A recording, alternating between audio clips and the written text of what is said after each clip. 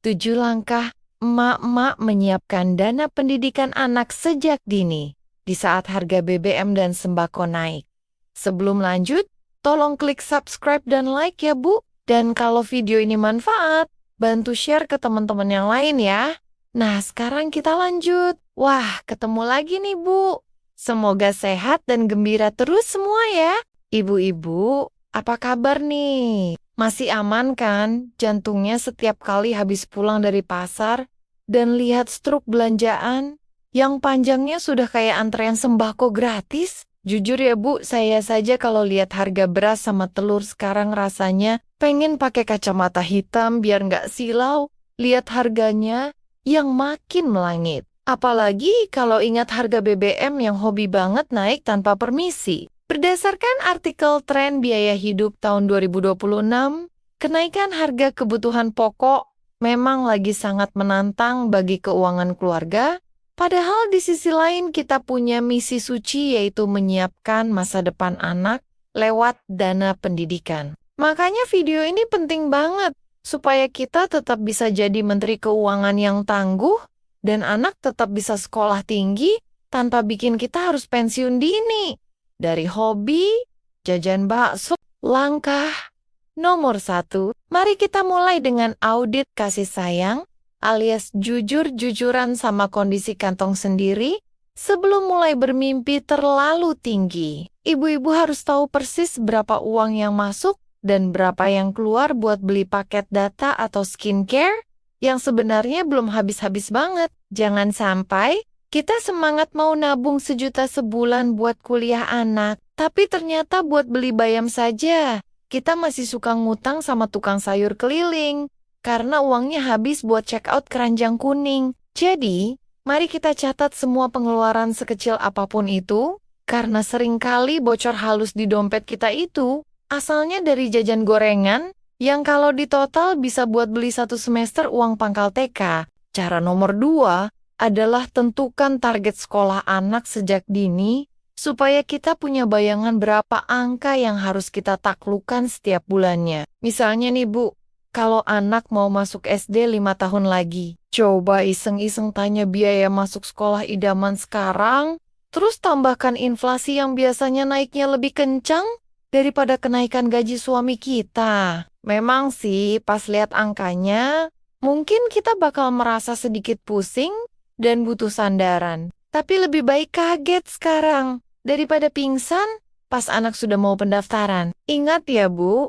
punya target itu penting supaya kita nggak cuma sekadar menabung sisanya saja, tapi memang mengalokasikan uang secara sengaja demi masa depan si kecil. Langkah nomor 3, pisahkan rekening dana pendidikan dengan rekening dapur atau belanja supaya uangnya nggak mendadak berubah jadi tas baru atau sepatu lucu pas lagi ada diskonan di mall. Pakai rekening yang nggak ada kartu debitnya kalau perlu, atau yang potongannya otomatis setiap bulan dari gaji, biar kita nggak perlu ada drama perang batin antara bayar uang sekolah atau beli mukena baru. Bayangkan rekening ini adalah kotak harta karun yang terkunci rapat dan kuncinya dibuang ke laut.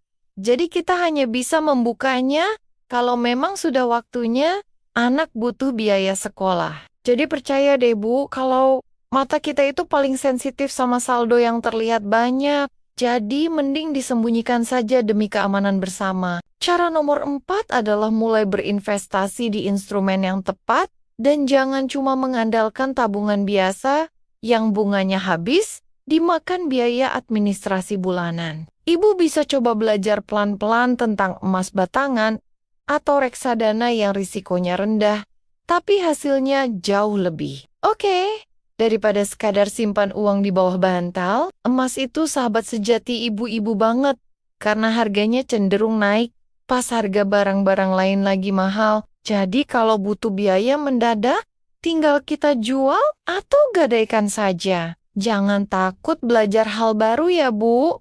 Karena jadi ibu yang melek investasi itu jauh lebih keren daripada sekadar jadi ibu yang hafal jadwal diskon di supermarket. Langkah nomor 5.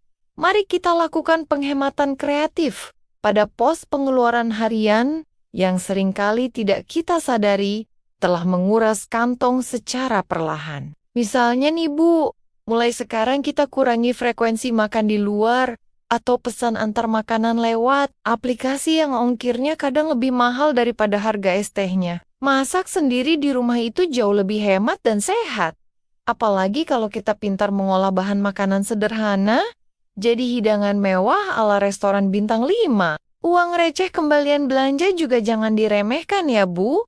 Kalau dikumpulkan di botol bekas setiap hari, tahu-tahu bisa buat bayar uang buku atau seragam sekolah anak tahun depan. Cara nomor 6.